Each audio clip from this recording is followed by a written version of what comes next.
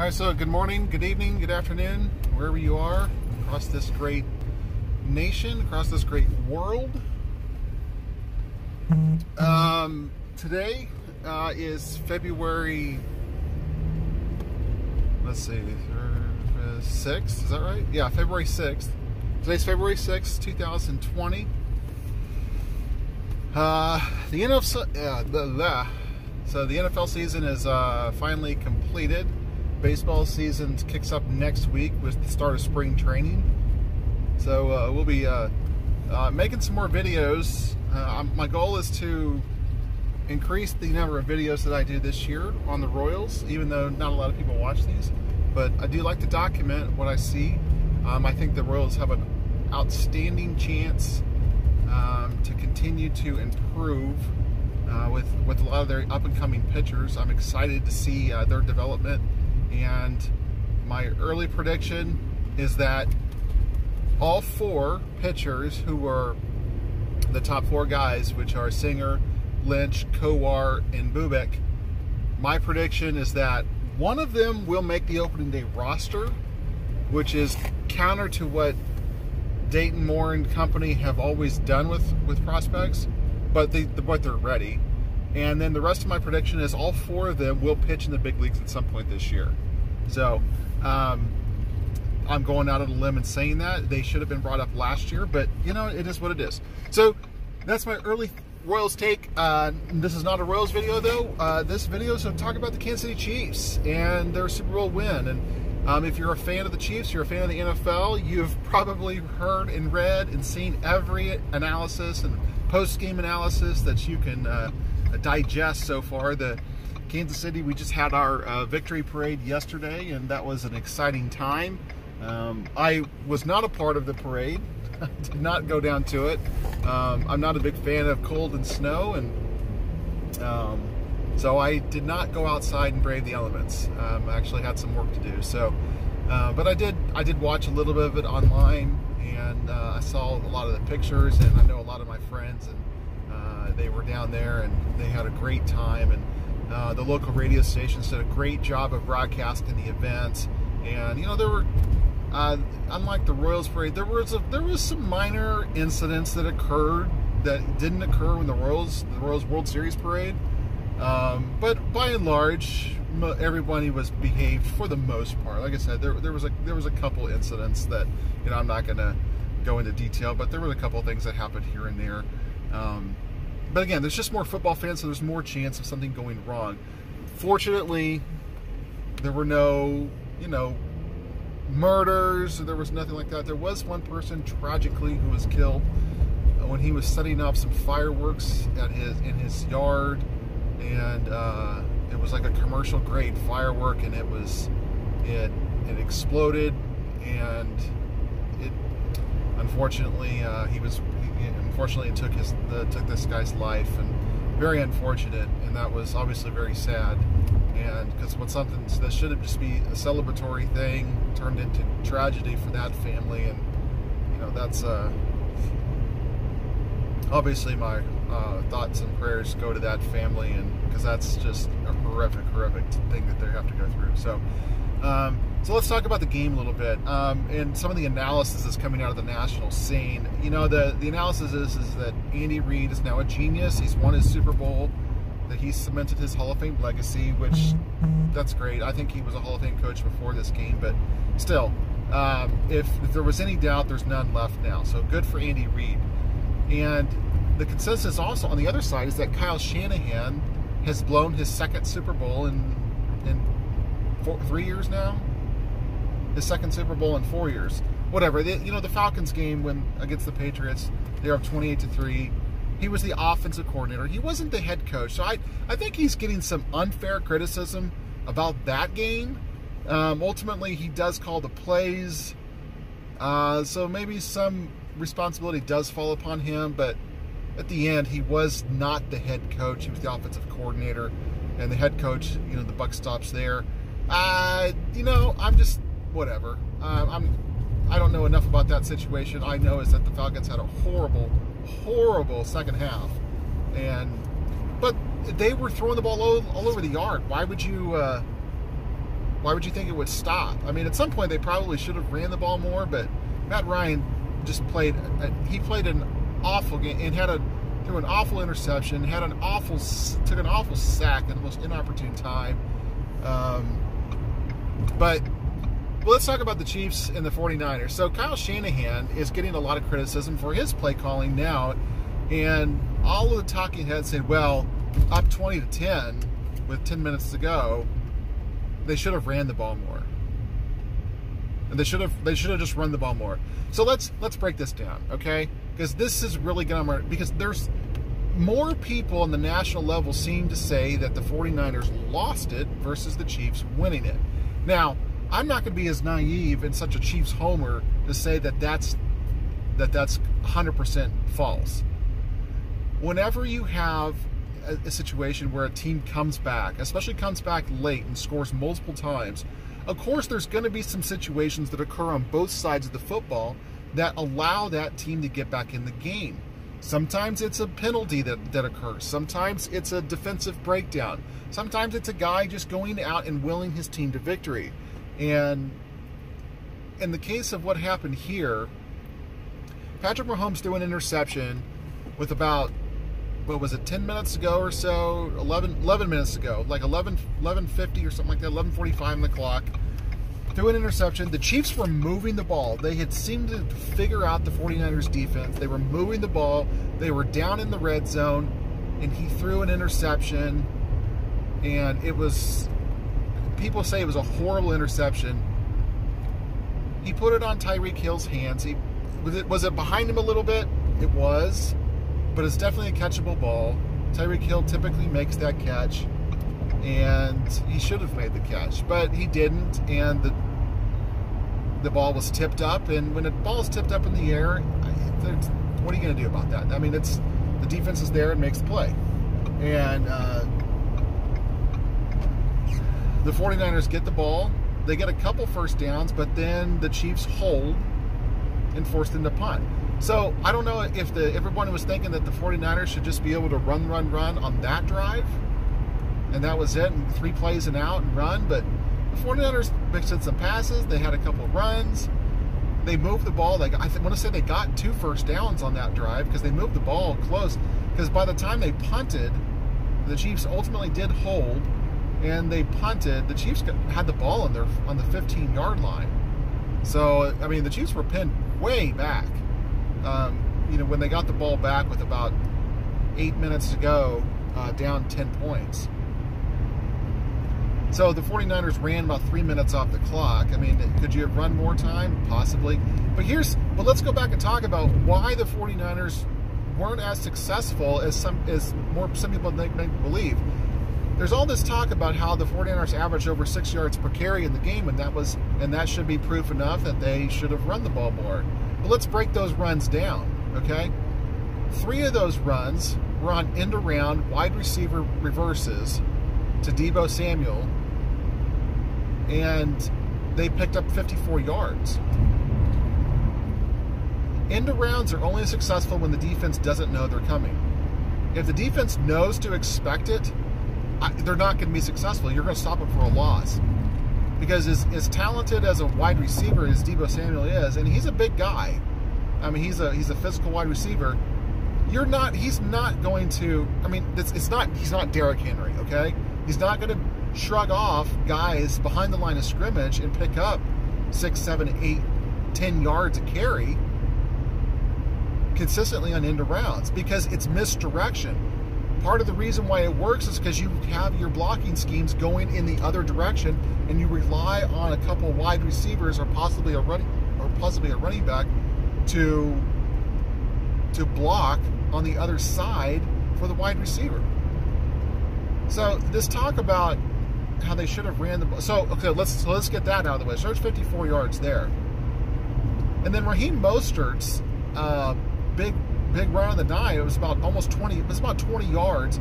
Came when the 49ers were already losing. It came like 3 possessions later, with like a minute and a half to go in the game, and the Chiefs were in an extreme prevent defense mode, as they should have been, and up 2 scores with under 2 minutes to go. And so, I mean, he got 20 of his yards right there. And he had, what, 60 yards in the game? He didn't have a huge game by any stretch of the imagination. So when you take out those wide receivers reverses, and you take out the run that happened after the 49ers were already losing when they shouldn't be running the ball, when they should be passing because it gets down the field faster, the 49ers averaged 3.8 yards per carry on every other run in the game. 3.8, I mean, it's right under 4. If you average 4 yards a carry, you're always going to get first downs. But still, under 4 yards a carry, the defense is doing something right. And it's forcing the other team to do something different. And that's what the Chiefs did. The Kansas City Chiefs, when you go back and look at the plays and go back and watch the game again, and I haven't had a chance to watch the game a second time. I've been trying to find it online. I can't find it anywhere. I mean, I'm willing to buy it if I could just find it to purchase it. The Chiefs were stopping them, not only between the tackles, but between the guards.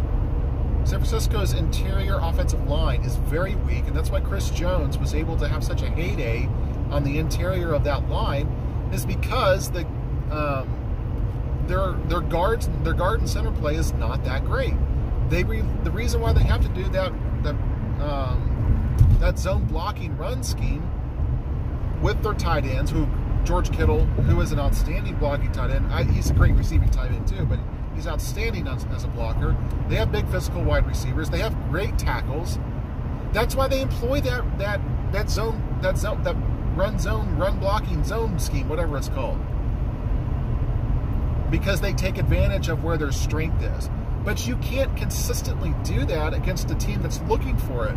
So you force them to go inside. You force them inside to run up the middle, between those gaps, between the guards and the center, maybe between the guard and the tackles. And the Chiefs are there. The Chiefs have good defensive linemen. They have good interior defensive linemen. They have good tackling linebackers. That's just a no-win situation for the 49ers. The Chiefs actually did a very good job. You have to look beyond the stats, and you have to look at the outliers. And there's lots of comments on various YouTube videos saying things like, well, those aren't gimmick runs. I mean, they're part of their offense, and they count just as much. Absolutely. I mean, I don't agree with the fact that they are part of their offense and the yards count just the same. I used to make the argument, too, back when Priest Holmes was in his heyday with the Chiefs. People would say, well, all his yards are not that impressive. Or they say the same thing about Jamal Charles back in the day. They would say those guys' runs aren't that all impressive, or their yard totals aren't all impressive because we're getting so many of them on big runs. But they broke off so many big runs, and it wasn't on gimmick plays. It was on simple dive plays. It was on one cut and go plays, like the traditional Denver Broncos scheme there, which is what the 49ers offense runs. What the Tennessee Titans did. It's what the Houston Texans run as a running offense. The Chiefs stopped all of those running games in the playoffs. Who was to think they weren't going to stop the 49ers? The thing that they couldn't do is they didn't stop those end arounds. They were caught off guard by those. But you can't run those consistently because the defense will eventually key on that. That's why they only ran it 3 times in those situations. You have to pick and choose your opportunities, and Kyle Shanahan knows that. He's an outstanding play caller. So when the Chiefs score a touchdown, now they're down 20-17, and people are screaming, "Oh, you got to run the ball! You got to run the ball again." Well, it's like 6 minutes left in the game, and yeah, if you can run it consistently and stay in bounds, that's another thing. When you're running outside the tackles, you always run the risk of running out of bounds. So anyway, you get these. You get these guys who come out and say they should only run now. They should never pass. That's ridiculous. You call the right plays for the right personnel that you have on the field. So first and 10, with the 49ers having the ball up 3 points late in the game, first down play, Raheem Mostert goes for 5 yards. Now it's 2nd and 5. So what do you do on 2nd and 5? Do you run again? Again, they ran outside the tackle, so do you run the same thing, or do you try to run inside where you have had no success? So what he decided to do was to call a very high percentage play, a similar play that they ran at the end of the season to George Kittle that picked him up like 50 or 60 yards on a pass play. It was a short pass play that Kittle just ran away from everybody because it was well blocked and well schemed. Kyle Shanahan is a master at scheming guys open. That's what he does. So he calls up this tremendous play where there was a running back out in the flat. Kittle was running, he was looking like he was going to go in and he looked like he was going to block. Then he immediately goes into his route, and instead of running a curl, he runs a slant. And now Terrell Suggs, the 37-year-old Terrell Suggs, is now caught in no man's land. Does he go cover the back in the flat, or does he stay with Kittle? And by the time he realized where the ball was going, he was going to go to Kittle, he had to change course, he had to change direction, and he slipped, and now he's chasing Kittle. All this is happening in a matter of seconds, by the way, okay? Now he's chasing Kittle. Garoppolo sees it, because that's where the play was designed to go the entire time, fires the pass, and it's knocked down by Chris Jones. Chris Jones, all-pro defensive tackle, knocks the pass down, incomplete pass. Kyle Shanahan was getting crucified on social media because of this. Why? He called the absolute perfect play for that situation. That pass is completed. All that's left between the end zone and Kittle is Daniel Sorensen, who, and I like Sorensen, I think he's a great tackle, but against Kittle with a full head of steam, I think that's a way advantage Kittle in that situation. Kittle probably scores a touchdown on that play if Chris Jones doesn't make what I consider to be the second most important play of the entire game. That play was absolutely phenomenal. It was a great player making a great play at the most opportune time for his team in the biggest of moments. Sometimes you throw your best out there and you just get beat. And that's exactly what happened with Garoppolo on that play. Don't crucify Kyle Shanahan for that play call. It was the absolute right play call. Now, the Monday morning quarterback guys are always going to say, well, he should have run the ball. He could have ticked off more time, even if they had stopped him. It still would have been third time. The clock would have been running. Yeah, you know what? If that would have been the case, Chiefs and everything else would have played out the same. All it does is that the 49ers have even less time when they get the ball back down 11. So don't revise history. Don't revise the game. See it for what it is. And, of course, the third down pass was incomplete. Chiefs get the ball back, drive down and score.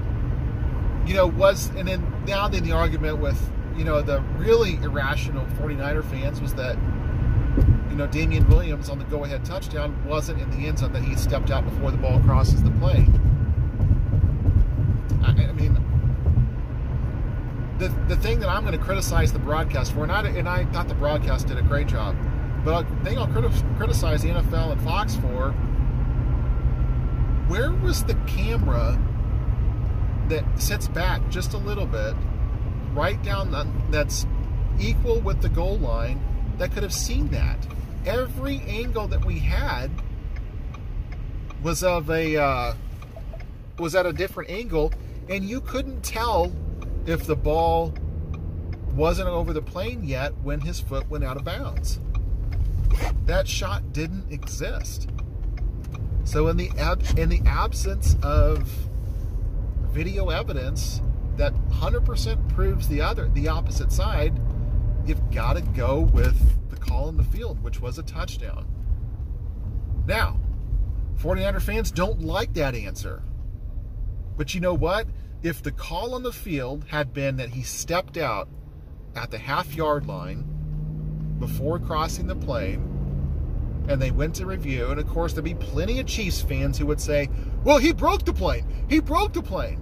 And I would be sitting here telling you, there's not enough video evidence to prove that he broke the plane before stepping out of bounds, and therefore the call on the field should stand. It should be a whoops, this is the wrong street. And that it should be a out at the half-yard line. Absolutely, that should have been the call if that had been the call on the field.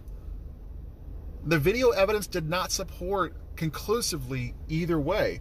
Therefore, whatever the call on the field was, is the call on the field that stood. That was the right decision. And then, you know, there were also some fans talking about the George Kittle pass interference at the end of the first half. And you know, again, if that's a wide receiver, probably gets away with it. But tight ends typically don't get away with those calls. Travis Kelce has gotten flagged for that numerous times over his career.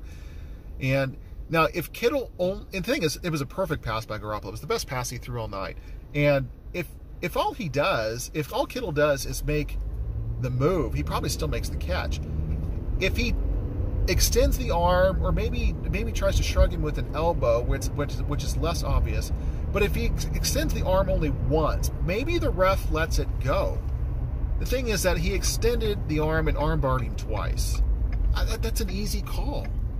That's an easy offensive pass interference, and I understand that the 49er fans are upset, but this goes back to rooting for your prediction and rooting for what you believe is going to happen, and when it doesn't happen, you have to come up with some alternate example, some alternate reality to prove why your team didn't do what you predicted them to do.